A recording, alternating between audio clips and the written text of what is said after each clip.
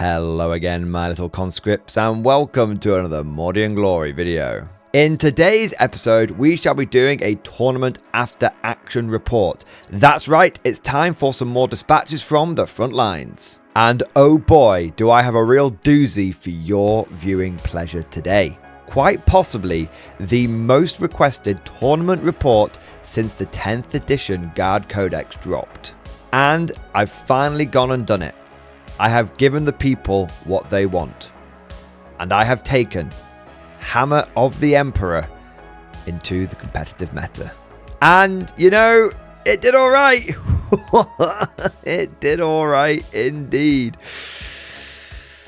And so, with that little bit of foreshadowing hanging in the air, let's mount up, roll out, and drive right into this thing.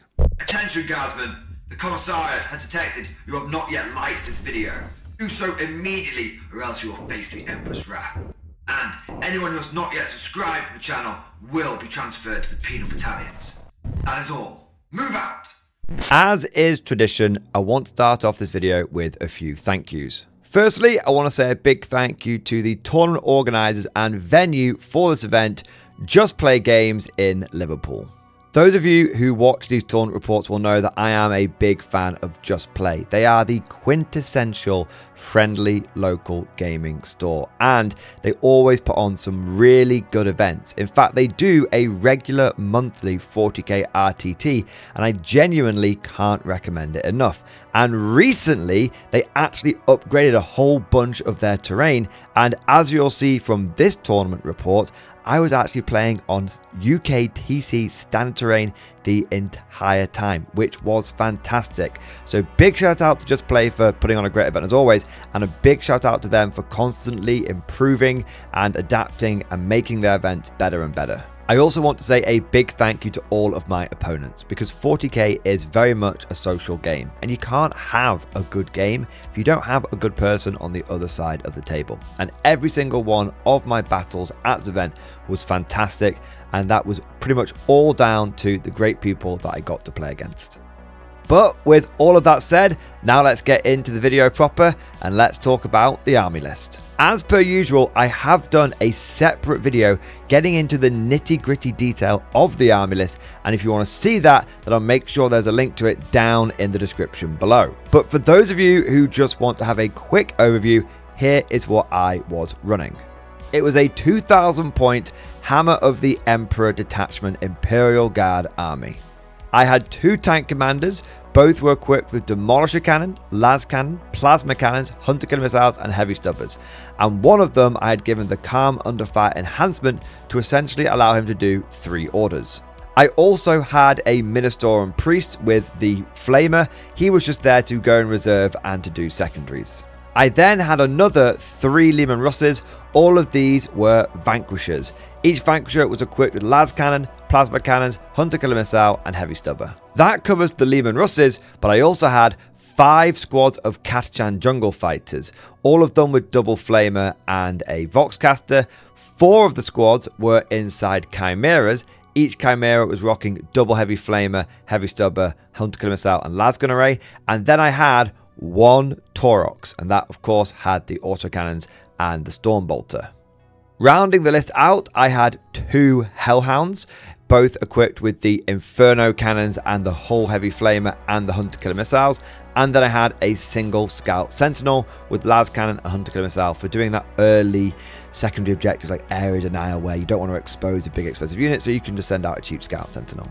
In total, it was 13 vehicles including the Sentinel and 51 infantry. So we had a lot of bodies, but we also had a hell of a lot of armor.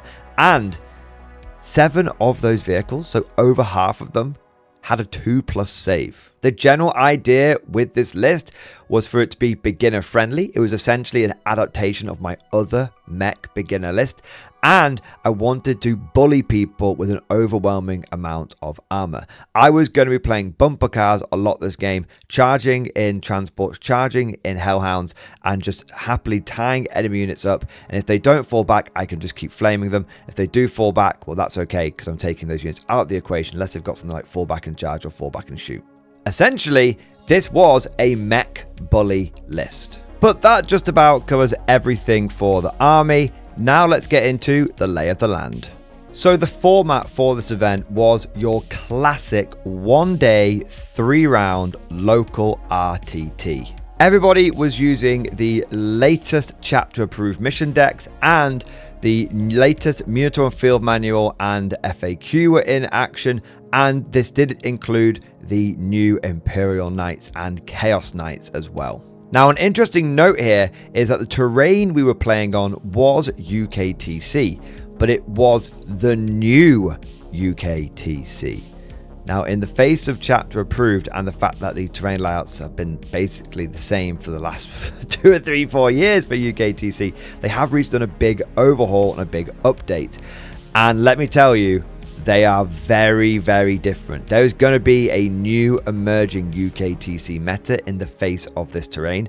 And personally, I think that shooting armies are going to be getting a big leg up on these boards. One of them was just downright open, and the others, if not open, if you've got a bit of maneuverability around you, you would be able to get shooting angles pretty quickly, pretty early on these boards. I just thought I would mention that because I know a lot of people in the UK play on UKTC. They go to big events like Manchester GT, London GT and stuff like that.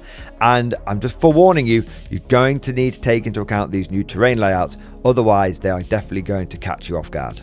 As for the competitiveness of this event, it was regular competitive. It wasn't clubbing baby seals. It wasn't an absolute shark tank. It was just a nice, normal, competitive event with some very good players there, some previous tournament winners there, but also just a lot of local players that are just playing because it is their local tournament at their local club. But that's enough pre-game preamble, if you will. Now let's get to the real reason you're all here. Let's get into the games. Game number 1, and I pair into Josh and his Necrons. Every single bloody tournament I face Necrons. Honestly, it must be the faction that I have the most reps into in 10th edition. And there is a reason for that. They are an incredibly solid faction. Now, Josh was running a Star Shatter Arsenal list, and in that list he had 2 Doomsday Arcs, he had the Silent King, a big Brick of Wraiths, the Nightbringer, and then he had various Shipmuncher units. He had things like Tomb Blades going around the sides. He had the dude that could do like the free Overwatch with all the gunslinging pistols. And he had a couple of other bits and bobs for infiltrating and doing objectives and whatnot. The mission round 1 was take and hold, and the deployment was search and destroy. Speaking of deployment, I went with the Taurox and 2 Chimeras and 2 of the Leman Russes on the right flank.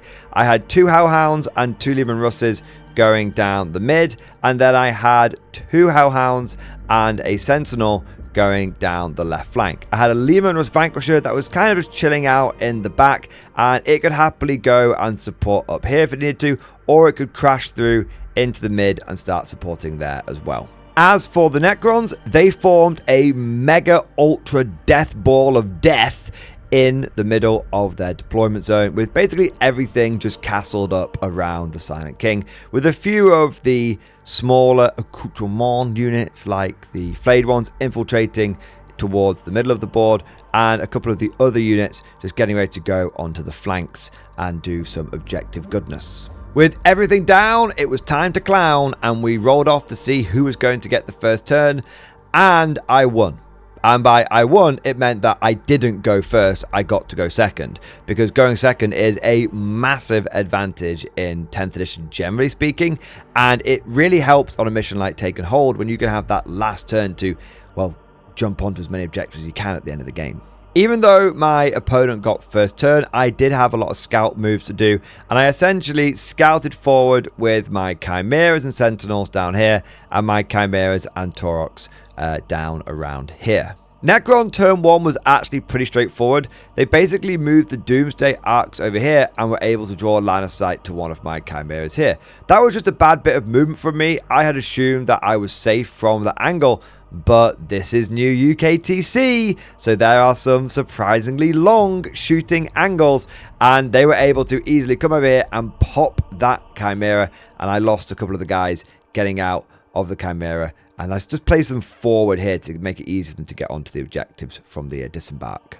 Josh also had a unit of flayed ones that he infiltrated down here, which he moved and then charged forward onto these Chimeras. But I was totally okay with that. I had left a gap so that when he charged me, because I kind of knew he was going to do this, when he charged me, his flayed ones would have to come through the wall. I had left a large enough gap for him to do that. And I was totally okay with him basically throwing away this flayed one unit and me just burning it to death in my turn. The last thing that Josh did was he took his Nightbringer and he aggressively pushed it into the middle of the board. I could tell that his plan was going to be to essentially use the Nightbringer to bully me, because Catachan are pretty tough.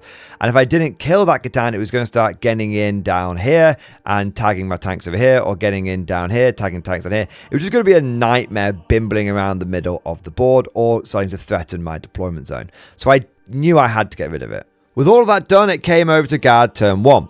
Now, a sensible thing for me to do and a sensible strategy for me to adopt would have been to play a cautious game, to husband my resources. Because after all, I had gone second. I could just play primary game denial and then jump on the objective at the end and score big points, right?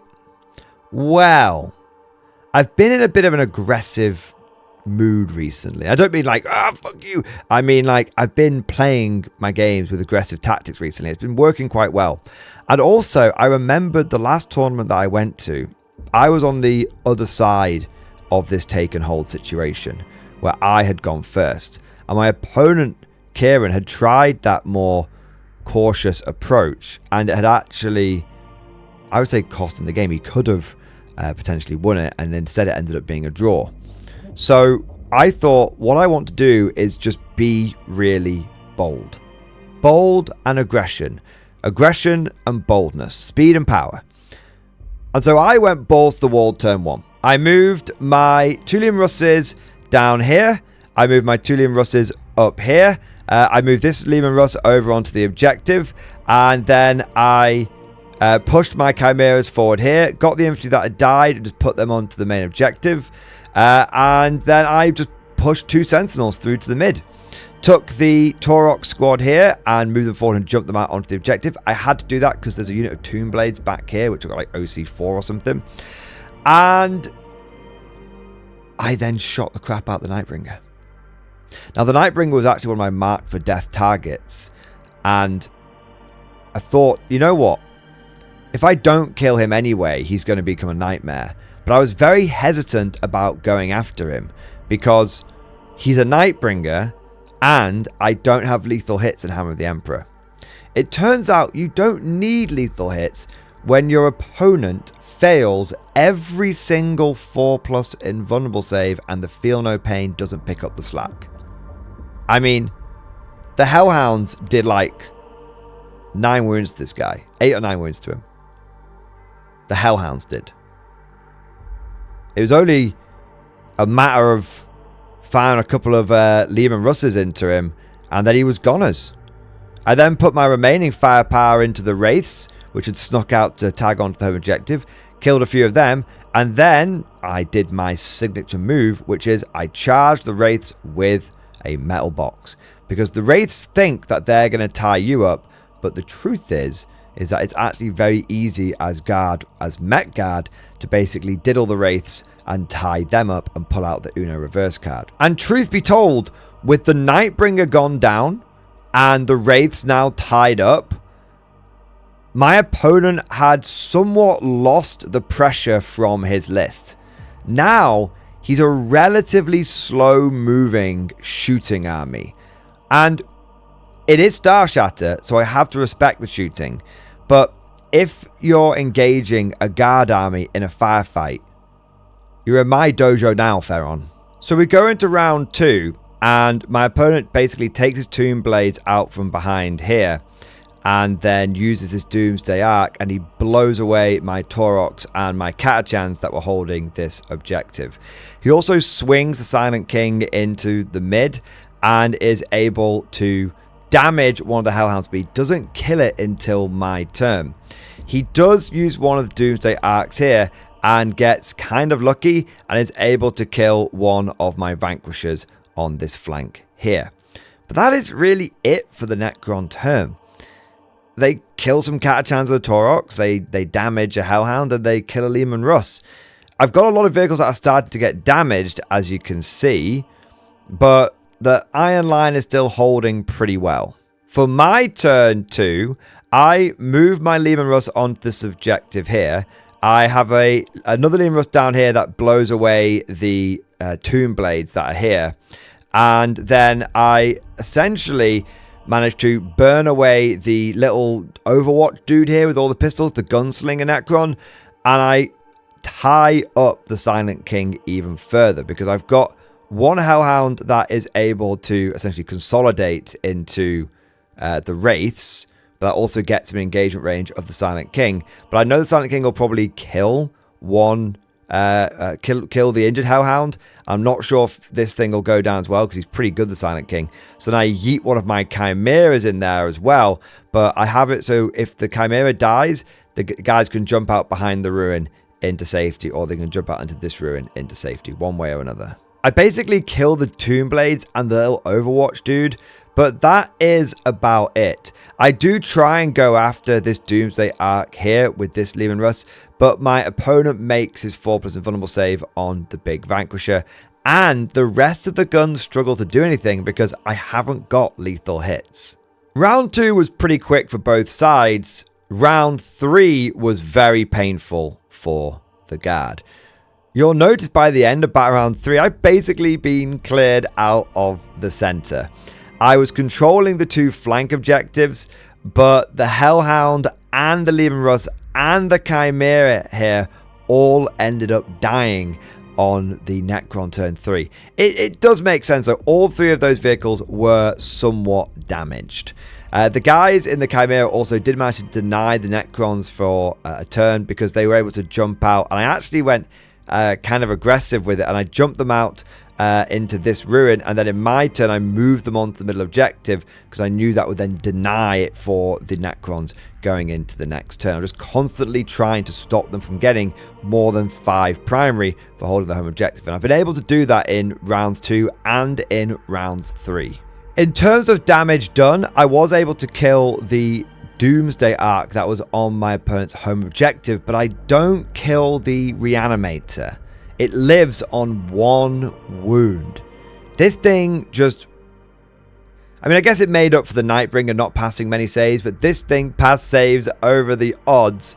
And it's a little spindly bastard walker thing, and I hate it. Because if I had managed to kill it, my opponent had nothing holding his home objective, and he would have got 0 primary going into turn 4. But as it was, it survived on a wound, and then my opponent took no chances. He auto passed the battle shock on it, and he was able to get primary at the beginning of his next turn. Unfortunately, I didn't get any pictures of round 4, but I did get a picture of the end of the game at round 5. And truth be told, round 4 and 5 were really quick. Me and my opponent could see the writing on the wall for this game, and we kind of just went through the motions. You see, I've been happily farming primary from 2 objectives all game, and because I've got so many little units, I've been doing all the secondaries I could possibly want every turn as well. My opponent has basically been stuck on 5 primary the whole game, except for round 5 where he was able to get 10. And because if you look at the units he's got left, it's like 1 unit of Wraiths, 1 Doomsday Arc, and the Silent King. He has almost no ability to do secondaries that require actions, and so he was struggling on secondary points as well. Essentially what happened is turn 4 and turn 5, these 2 units bullied me off this objective. They just shot me and then just battered me off this objective, and the Wraiths moved on to the middle and held that. And if you look, that meant that the only units I had left over were really secondary units. Like I had the 2 Chimeras, I have got the infantry squad here, the infantry squad here, the Chimera, the Sentinel here, I should say. I've got a Vanquisher which just spent the entire game sitting on the home objective, which you might think is a bit wasteful, and it absolutely is. But it made me realize I've kind of been obsessed with taking 5 Leman Russes, but I probably could get away with taking 4 if I can have 1 just sit there the whole game being a secondary objective holder. I did think about having something a lot softer holding that objective, but the Silent King has got some pretty good indirect fire. So in the end, I thought, you know what, I'll just secure that with a big Vank. And I wasn't desperate for its firepower in this game anyway. Once I'd killed what I'd wanted to kill, it was kind of going to be up to the Chimeras and up to the objective control to do what needed to be done anyway. So the last couple of turns basically saw me doing very little damage and just scoring a shitload of points. And it was the opposite for my opponent. He did a shitload of damage, but scored relatively little points. The final score ended up being 62 to the Necrons and 81 to the Guard. So not a smashing in any way, shape or form, but a comfortable victory for the Emperor's true finest. 3 lessons learned from this game. Firstly, Necrons do not like bumper cars, and it is entirely possible for you to lose 95% of your army, but still win on points, which is kind of what happened here. Second lesson that I've learned is I really feel like Necron players, maybe it's because they've been consistently going up in points for a while now, but this is the second time in recent history that I've faced off against Necrons that have focused on a few dead hard units, and they've not had much in the way of ship munchers. And in both of the games that I've played into Necrons recently, I've just killed the ship munchers and then basically won on points. Necron gang, please let me know what's going on. Is that the way you've kind of been forced to go? Is that a bit of a weakness with the army now? Or is there a better way of doing it? Is there a better way of maybe taking some slightly less dead hard units, but getting a bit more flexibility in there? Lastly, and I kind of mentioned this already, but I could definitely try a list which was 4 Leman Russes and 6 Chimeras. Because I've been running lists that have essentially been 5 and 5. 5 Russes, 5 Chimeras, 1-to-1 ratio. But I didn't need one of my Russes in this game. And it would have been interesting to have a bit more objective control. And I have been feeling, whilst running my Met Guard, that I've been right on the edge of having just enough OC and just enough infantry. I think if I try a Met Guard list out again in the future, which I do intend to do so, I might just go for 6 Chimeras or 6 dedicated transports with 6 squads of infantry and 4 Russes and see if I miss the firepower, or see if the firepower's okay and see if I enjoy having a bit more infantry. Because now I think about it, it is basically a straight swap. Take out 1 Vanquisher, put in 1 Chimera with Catachans in. Very doable. But that wraps up game 1. Starting off strong in the tournament with a win under the belt. But now let's see if we can keep it going in game number 2. So game number 2 rolls around and it's against Mark and his Chaos Space Marines. In his list, he had a big brick of Chosen with a Lord in a Rhino, and then he also had a big unit of Chaos Space Marine Bikers. There were a couple of squads of Legionaries inside another Rhino, and I think each squad had a character that had joined them as well. A unit of Traitor Guardsmen, a couple of Demon Princes, and a couple of units of Havocs. The mission was Terraform, and the deployment was Sweeping Engagement. Speaking of deployment, I mixed things up. I know, dangerous. But I've been doing the double flanky sweep in a lot of my games recently, and this time I went for a single flanky sweep down the right flank. This was because on this UKTC terrain layout, the left-hand side, the left-hand flank for me, was so open. It was so exposed. I didn't want to put anything on that flank if I could get away with it, because anything that I put there was just going to, I felt like it was just going to get destroyed. So I ended up really stacking up on the right-hand side and in the middle as well. On the right, I had 2 Chimeras and a Taurox, and then I had a Tank Commander and a Vanquisher. In the middle, I had a Tank Commander and a Vanquisher and a Chimera and a Sentinel and both Hellhounds. And then on the left flank, I just had 1 Vanquisher and 1 Chimera. My game plan was pretty simple. I was going to take all of this and just push it down this right flank, secure this objective along the way, and then move in to threaten the enemy's home objective. Of course, I wanted to hold my own home objective try and deny this one over here as best as possible and just make the middle of the board a Hellhound and Flamer Chimera fueled nightmare zone. One thing you guys may notice is that this ruin is deployed incorrectly. It's meant to have the wall on this side, not on this side. Don't worry, we pick up on that before the game begins, so there was no disadvantage to the Chaos Space Marine players, and you'll see that when we get to the round 1 picture. And here we are in round 1, and you can see that the wall has been corrected. We did do the roll-off to see who was going to get the first turn, and once again, Skinwalker Mordian was in command because I got to go second. Now, second is normally bad on Terraform because you want to rush out and try and terraform everything as much as possible.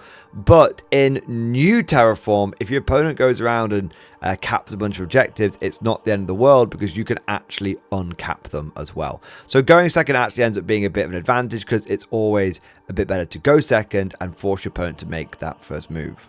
Of course, I did have my scout moves to do first, and I took the Chimera on the left flank and scouted up to here. That gave it good protection from fire from these two sides. I just wiggled around in the middle a little bit, just staging myself up so I could run a squad of guardsmen out to here if I needed to, or dump them onto the central objective. I also then scouted forward with all 3 of these transports, and I was particularly aggressive with the scout on the Chimera because I actually wanted to have that as a bit of bait. I wanted my opponent to see that Chimera, go, oh, that's a juicy target, and try and move something out to kill it. And unfortunately for my opponent, he kind of took the bait. So on this right hand side, he moves his Rhino out here, and then he moves his Havocs with autocannons here. Now, the moment I realized they had autocannons, I have to admit I did start salivating a little bit, because autocannons I can kind of disrespect all day. I'm not worried about strength 9, I'm not worried about AP -1. But still, they are a bit of a threat. I do respect the damage 3, so I do want to get rid of them, and they are still principally a source of anti-tank in my opponent's army. Over on this side, he staged up a unit of Havocs in the middle, which was good. He didn't overexpose, but he staged a unit of Havocs in the middle, and then he also had a Demon Prince back here as well. Behind this ruin, he had a Demon Prince and the Hellbrute, and then you push forward with the Chosen inside of the Rhino here, and he pushed forward with the bikes as well, getting them onto that middle objective.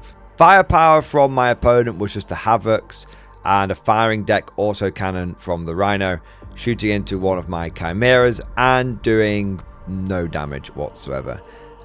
Sure, I mean, I actually popped smoke, which I didn't even need to because I didn't realize that Havocs could just like ignore the hit penalty, but it's fine. I'd done it, and I'll take the cover, you know, anyway.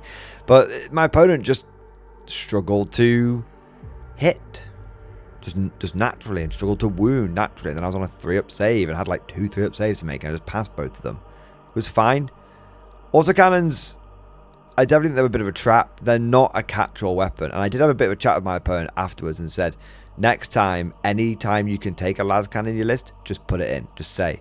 And I said to him, look, I wouldn't have even been bothered if you had just said these were Lascannons. I couldn't really, I wouldn't have really known the difference.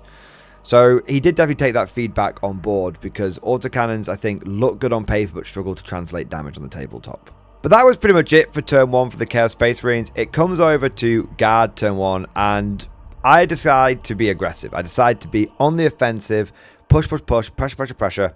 So I take all of my Chimeras and transports here, push them onto this middle objective. That one's mine now, it's locked down. I stay still with the Vanquisher because it's got line of sight to the Rhino, and I move the Demolisher tank forward so it can get in range of the Rhino. I take one of my Hellhounds here, push it round to the right-hand flank, so I want to burninate those Havocs there. And what I do is I actually get my unit of infantry out of the Chimera, which is a bold thing to do turn 1. But I then get my Chimera round the flank here. And I line up this Vanquisher here so it can see the bikers, the Chimera so it can see the bikers, and the infantry so they can see the bikers. And then I've got these 2 tanks which can line up onto the Rhino here. Now, shooting for me turn 1 is a bit of a mixed bag. Both Vanquishers fail to kill a Rhino. It's never happened before, but it's always going to happen at some point. But both Vanquishers fail to kill the Rhinos. And instead, what happens is both Demolisher tanks are forced to pick up the slack. Now, fortunately, they do manage to do that. If I hadn't killed the Rhinos, I think this would have been a very, very different game. But between the Vanquishers and the Demolishers, we get the Rhinos. Now, it would have been ideal if the Vanks had cracked open the transports, because I had the Demolishers ready. Ready to hit what came out. But because the Vanks kind of only weakened them, it took the Demolishers to actually finish them off. And then I had the pitter-patter of like small arms fire on this side, and it did a little bit of damage to some of the Marines here, but nothing major. The big news was the Hellhound absolutely burnt the bollocks off the Havocs. I think I brought them down to one dude with an autocannon and the Sergeant, and that was it. Over here, I wanted to sort the bikes out because I don't want them like flying around here and charging me and tying me up and all that kind of madness. So I grenaded them, then I shot them, then I shot them with the infantry, then I shot them with the Chimera, and then the grenades ended up being free because I got it back on a 5+ from the Voxcaster. And then I charged the Chimera and did tank shock. And between grenades, tank shock, las guns, heavy flamers, and everything, big squad of bikes ended up just being one dude on one wound, and he was pretty much locked up and tied up. So essentially, turn 1, even though I didn't do as much damage as I wanted to, because I had to spend 2 Leman Russes to kill each Rhino. Oh, I also shot the crap out of the bikes with this Vanquisher as well. That's important to mention. But essentially, at the end of turn 1, I had achieved my goal, which was to demobilize my opponent. He's lost his bikers. He's lost both of his dedicated transports. He is now essentially a foot-slogging infantry army going up against my very armored mechanized list. Turn 2 for the Chaos Space Marines, and they bring in another unit that I forgot about, which is a unit of Obliterators. Now, all of the Chaos Space Marines and stuff here end up actually killing the Chimera here. They've got 2 sources, like 1 in each unit, and those sources have actually got some half-decent damage output with multiple damage, like psychic attacks. And so the Chimera here ends up going down. The 2 Obliterators go into my Leman Russ, but I pop smoke on it, and I'm actually able to weather the storm fairly effectively. I don't think I take much damage from that at all. It was a little unlucky on my opponent's side. Like he got his dark packs off, he went for lethal hits, and then just didn't get any lethal hits, which is always a bit of a pisser. In the middle, he brought out his Lascannon Havocs, and he brought out his autocannon Havocs, and he shot into my Hellhound. But again, lethal hits and lethal hits on the Havoc, sustained hits, dark pact on the Lascannon Havocs, and he just wasn't able to kill a Hellhound. In fact, he only took like 4 wounds off it. Just really rolling very unfortunately. Things went a little better on the left-hand flank, though. The Chosen and the remaining biker essentially just blast through the Guardsman squad and the Chimera there. And they get themselves into a half-decent position on this objective as well. Although, notice, they are on the ruin, which does mean I can get some angles onto them. Imperial Guard turn 2. Again, it's a little bit of a mixed bag. My damage in this game is kind of all over the place. I actually end up swapping dice out because it's being so funky. And I stop using my green Mordian Glory dice, and I end up using my red Warlord Games Desert Rats dice. I'm going to be honest, it made absolutely no difference whatsoever. My dice are still a bit all over the place. On the right-hand flank, Vanquisher, Demolisher, Chimera, and Taurox all fail to kill a 5-man legionary squad. I told you my dice were a little all over the place. Don't know what it was. I just couldn't quite. Things just weren't connecting. But I did basically kill the legionary squad. There's just like a character and like 1 dude left over. And I think like there was like 3 guys and the character left over in the other legionary squad. And I just tied both of them up with the Taurox. The Hellhound over here rolled particularly poorly. and it wasn't able to finish off the Havocs. I don't even know if I did a wound. And then over here, this Hellhound also rolled particularly poorly and failed to kill any of the Havocs in the middle. Instead, I had to move out, just like tag, tag, tag.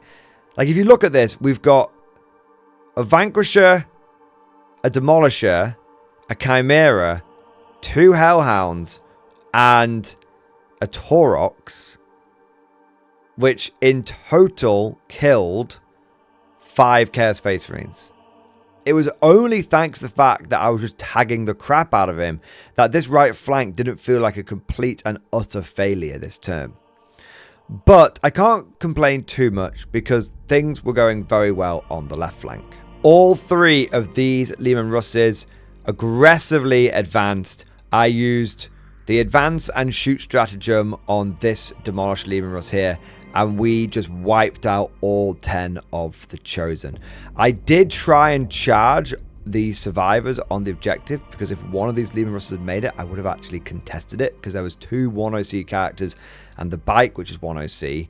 But unfortunately, 3 Leman Russes all failed their charge. This one needed like a 10. This one needed like an 8. This one only needed like a 6. And I still failed all 3 of them. It was a bit of a pisser, but I can't complain too much. Because going into round 3 for my opponent, his Havocs are tied up. All his Legionaries are tied up. His two damage dealing units, the Chosen and the Bikers, have essentially been made combat effective. The only assets my opponent has left in the bank is a Hellbrute and 2 Demon Princes, which is scary, but not terrifying. Turn 3 for the traitorous bastards, and they do manage to hold 2 objectives, but like I said, most of my opponent's army is really tied up. What ends up happening is the Hellbrute moves out here and makes an 11-inch charge into the Leman Russ. He gets supported by a charge from a Demon Prince of Khorne, and they just easily just destroy that Vanquisher. No dramas whatsoever. There's a Nurgle Demon Prince as well, which comes into the Chimera, but completely bounces. I was very unimpressed by the Nurgle Demon Prince. But after the Leman Russ was destroyed, the Khorne Demon Prince did consolidate into the Chimera as well. But of course, he's already fought, so he can't fight into the Chimera. On the right-hand flank, my opponent is able to kill the Taurox between combat in my turn and combat in his turn, and the Guardsmen pile out. 2 of them break their legs on the way out, but 8 Guardsmen do manage to make it out of the wreckage. And then we get to my turn 3 and battle round 4. Where unfortunately for my opponent, my dice start rolling just normally, and the defiant resistance of the Chaos Space Marines comes to an end. On the right hand flank, on turn 3, we cleared out all the remaining power armored infantry, and turn 4, we make it onto the enemy home objective and burn those traitor guardsmen to a crisp. On the left hand side, on round 3, the Demolisher tank clears out the remaining characters and the wounded biker, and the Vanquisher is able to take the Hellbrute out of the equation. On my turn 4, I'm also able to kill the other Demon Prince as well with another Vanquisher. Double back to back. It's Vankin time. Turn 3, turn 4, getting them big damages in. And by the end of turn 4, all my opponent has left is a single Demon Prince. And so we call it at the end of round 4. We don't even bother doing round 5 because there's only about 30 seconds left on the clock anyway, so we're not worried about that. We probably could talk it out, but it's been a good game, and we've got to the natural end of the game with the time that we are allowed. And so the final score ends up being a victory for the Guard, with it being 78 to 42 in my favor. I think the number one takeaway from this game is my opponent just didn't have enough anti-tank. It might not sound like much, but if he'd had Lascannons in those 2 Legionary squads, and he'd had 2 squads of Havocs with Lascannons rather than 1 with autocannons, considering how cold my dice were turn 2, I think he could have potentially stalled this armored thrust. It might not have been enough to massively swing the game, but it's hard to say. If this thrust is stopped, it then means you can start putting that anti-tank firepower into other areas of the board as well. I also wasn't impressed with the output of the Demon Princes at all. The Khorne one did well, but the Nurgle one I didn't feel was particularly good. It was more of a force multiplier, but I think a Demon Prince needs to be doing double duty, supporting units and also pulling its weight. But with a second win under the belt, it was time for the final game. It was time for round 3. Well, well, well. In game 3, we find ourselves on top table versus Jack and his Death Guard. New Death Guard in the hands of an experienced player. This was going to be a real challenge, a real fight to the death. In the Death Guard force, there was a Rhino with 2 5-man Plague Marine squads in it. There was also 3 units of 10 Poxwalkers. There were 2 Bloat Drones, 2 Beasts of Nurgle. There was a Tallyman. There was a Mortarion. And there was also 2 big squads of Death Shroud, each one led by a Lord of Contagion. The mission was Purge the Foe, which at first I thought was kind of bad, but then I realized that the Death Guard did have quite a few small units, so it wasn't too bad in the end. And the deployment was Crucible of Battle. Getting into deployment, on the right hand flank I had a Chimera, a Hellhound, a Sentinel and a Leman Russ with Demolisher cannon. In the middle I had another Hellhound, a Chimera and a Taurox. Towards the rear, I had 2 Vanquishers. They were kind of ready to break left, break right, go down mid, depending on where the emerging Death Guard threat was going to come from. Because you have to remember that within affliction range, they can come in within 6 inches. So I needed something that could start containing things if it started going a bit squiffy. And then over on the left-hand flank, I had a Demolisher, a Vanquisher, and I had 2 Chimera squads. For the smelly Nurgle boys, they put the Death Shroud and a Bloat Drone in reserve. On the board, they had a Bloat Drone and the Chaos Spawn down on this flank. In the mid, we had some Poxwalkers with Mortarion. We also had unit Poxwalkers that were behind here as well because they can infiltrate forward. And we had unit Poxwalkers that were behind this ruin here. The Plague Marines went on the left-hand flank and the Tallyman went on to the enemy home objective. We rolled off to see who was going to get first turn, and for the first time this event, I went first. Now on the one hand, going first obviously means my opponent gets an advantage on the points. On the other hand, it does give me an extra turn to try and push back his deep striking Death Shroud.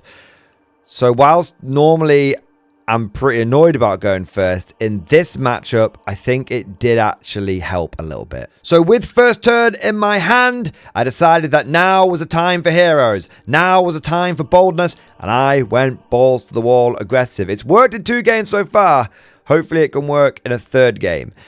Normally when I come across armies which are kind of intimidating, or I should say in the past, I have been very timid and be like, oh, the game's already over, these guys are broken and overpowered. But I've since kicked that bad habit, and now whenever I see an army which I feel is very overpowered, I go, you know what, I'm going to go speed, violence, momentum, and either the game is going to be over quickly, or it catches them off guard, puts them on the back foot, makes them reactionary, and puts the initiative in my corner. On the bottom right-hand flank, Chimera, Hellhound, come over here, burn the Poxwalkers away. 1 unit of infiltrating annoying bastards dealt with. We then have the Chimera over here, and this Hellhound, which burn away most of the Poxwalkers down here. And then this Hellhound charges in against the unit of Poxwalkers that were here. Now, they had actually originally infiltrated very aggressively, but because they've got a reactive move, they were able to move back behind this wall. Then I kind of figured, you know what? I'll charge them, and either that will force him to pull forward out of the objective, out of cover and onto the objective, at which point I might be able to get him next turn. or it ties him up and stops the unit from being able to do actions. As it turned out, he decided not to use his pile in and consolidate to try and get into combat. He just sort of stayed where he was, and essentially I just denied him being able to do anything with that Poxwalk unit for a turn, which did actually affect him being able to do one of his secondaries in turn 2. In response to my blatant aggression, the Death Guard pushed forward with the Poxwalkers, which I then promptly overwatched because I'm like, get Yo Affliction out of here. Then they push forward with a unit of the Plague Marines. They're able to kill the Chimera and tie up the Guardsmen that fall out. They also poke the bloat drone down here round the corner, but thanks to me popping smoke, it doesn't really do very much. Mortarion actually charges the Hellhound that is on this side of the wall, but he fails to kill it. My opponent just rolled a bunch of ones to hit and a bunch of ones to wound. Now, don't get me wrong, the Hellhound didn't get out of there scot-free. It's got 2 wounds left, but it surviving was actually a pretty big deal. And then the Demon Prince, which I think I forgot to mention in the army overview, starts stalking around here, but it can't really do anything else this turn. So I was able to kill, by the end of round 1, pretty much all of the Poxwalkers, and I only lost a Chimera and most of a squad in return. It wasn't such a bad trade. Going into round 2, and my plan is to lock this area down and then try my best to contest the north. I feel like this area is looking pretty secure, but with the Plague Marines running rampant, this one's a little bit more dicey. I just move forward a bit with my Chimera here. I make room for the Hellhound to get round there and onto the objective. And then between the Demolisher, the Hellhound, and the Chimera here, I'm able to kill the Bloat Drone. I'm also able to kill the Plague Marines surprisingly easily. They always look so chonky and so tough, but at the end of the day, they're only, what, like toughness 5, toughness 6? Vank, Plasma, Demolisher, Plasma, dead Plague Marines. Now, I do make 2 mistakes in this turn. Firstly, I don't bring this Taurox round here onto this objective. I really should have done that, because it would have meant that when this Hellhound inevitably died, the Taurox would have still have been on the objective. And if the Hellhound and the Taurox die, the Guardsmen would have spilled out and got onto that objective as well, which could have possibly meant that I could have held more. But unfortunately, I don't see it until it's too late. Also, looking back on this picture, I was way too timid with my movement over here. I should have pushed forward much more with the Chimera, got a unit of Guardsmen out behind here, had the Sentinel come around here, and made a proper anti-deep strike zone. As it is, this is a perfect pocket for the Death Shroud to come into. And I could have sealed that pocket, but I just wasn't quite used to a 6-inch deep strike and charge. Under normal circumstances, against most other armies, this objective would be relatively safe. But against Death Guard, it's, with the benefit of hindsight, it's very, very open. It was at this point we went over to Death Guard turn 2. It was at this point that the Death Shroud Terminators turned up. It was at this point that the game suddenly got very difficult, very challenging, not from a social point of view, Jack is lovely, but from a oh my god, everybody is dying point of view. As a result, I didn't get many pictures from this point on. But fortunately, it should still be pretty clear what happened, as both flanks essentially fell into a pretty straightforward pattern. Now, if you remember a moment ago, I said my plan was to lock this side down and then just contest these two here. Yeah, that plan went completely out of the window, because all of the Death Shroud and the Chaos Demon Prince just went through this flank like a hot knife through butter. Hellhounds, Chimeras, Guardsmen, Leman Russes. Nothing could stop them, and very little could actually harm them. They are so damn tough. In fact, the only thing I was able to really kill on this flank was the Chaos Spawn, which I did manage to get rid of both of those by the end of the game. This meant that I had to adapt my plan, because the right flank had just collapsed. So now we need to focus our efforts up on the left flank. And what had originally been the distraction contesting flank suddenly became the, oh my god, we need to get through this and clear this quickly flank and get it locked down. Fortunately, I was able to distract Mortarion in the middle by using the Taurox and the Chimeras down here and the remaining Hellhound. Mortarion essentially spent the rest of the game in the middle, just slowly chipping through those vehicles and various infantry that popped out, but never actually really getting this objective under the Death Guard control.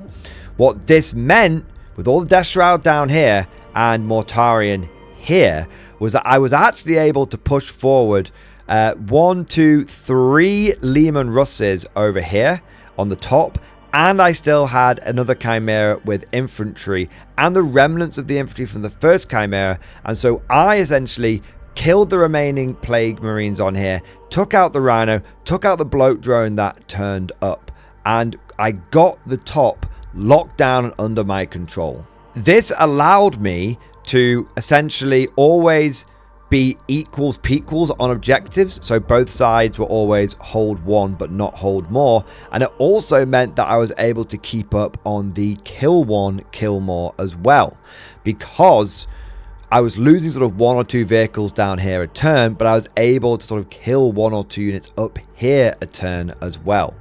Typhus also dropped down here at some point, but I overwatched him and he went away. And so this was the state of the board at the end of turn 4. Death Shroud rampaging round here, but the guard firmly in control in the north and the middle being heavily contested. It was at this point that we ran out of time. There was no time left on the clock, not even like less than a minute. There was no time left on the clock. So we added the points up where they were at the end of round 4.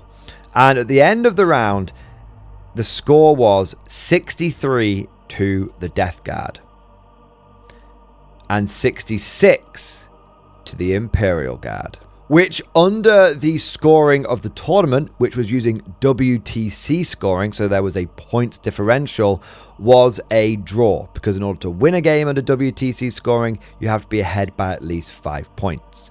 But of course, Jack had gone second, but he hadn't had the benefit of going second because he hadn't had a chance to score lots of points at the end.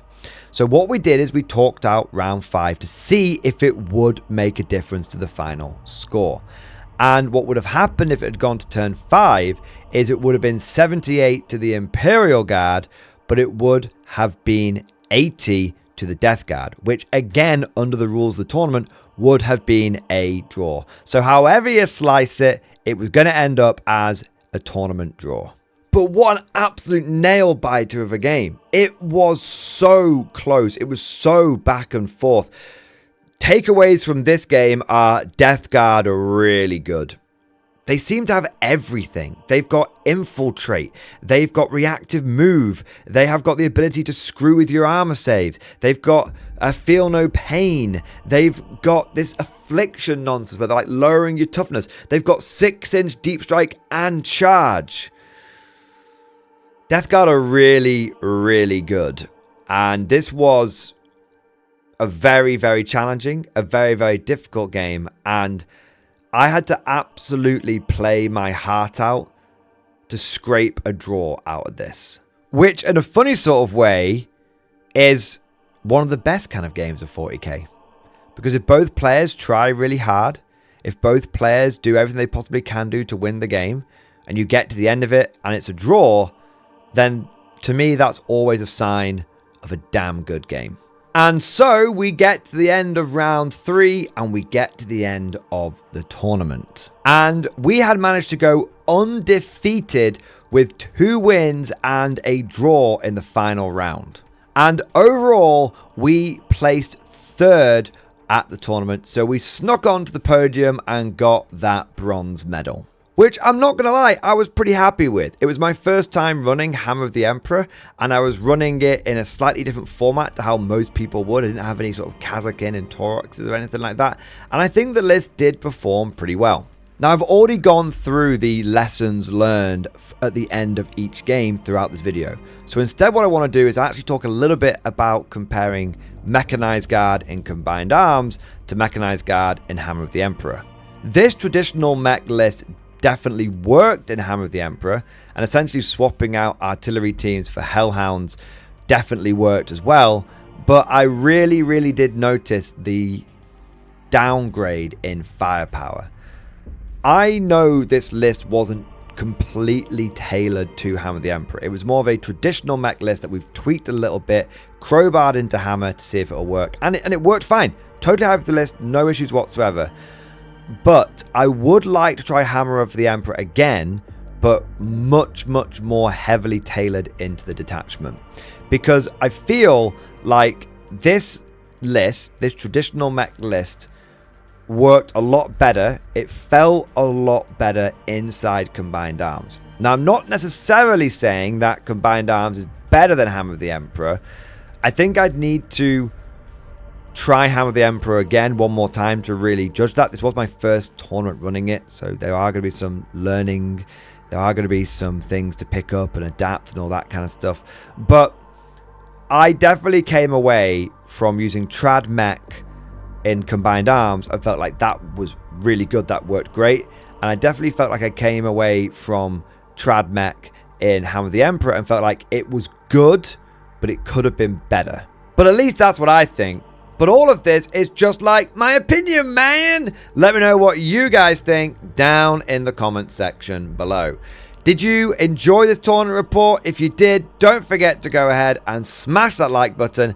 And if you want to see more content like this, because I am back on the competitive scene, we're going to be having event after action reports for days, boys. I'm telling you, if you want to see more of them, then make sure you subscribe to never miss an episode.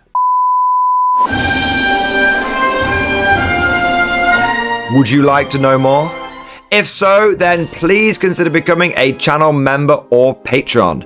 By supporting the channel, not only will you be doing your part, but you'll also be helping me create more content for your viewing pleasure and unlocking a whole host of perks. You get everything from a badge next to your name, custom emojis, but the big one is access to the Mordian Glory Discord server, an online community with almost 2,500 active members. It's always popping off in the MG Discord. We've got channels for army lists, hobbying, tactics, stories, and even a pretty spicy meme section as well. For all you greenhorns that wanted to see the Mordian Glory Hole, today is your lucky day.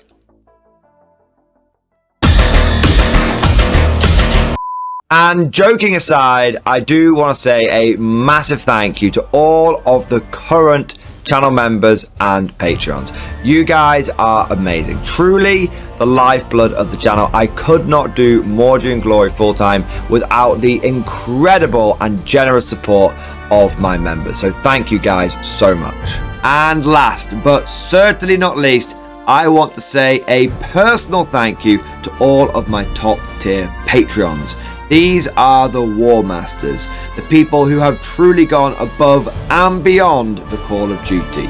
So a heartfelt thank you to Alex Dengal, Bon Vert, Lord Pryor, Mark Panconi, RJ Scorpion, Swordfish Trombone, Try Again Bragg, John Stubbs, Nick Walsh, Diesel Fox, and August Barney.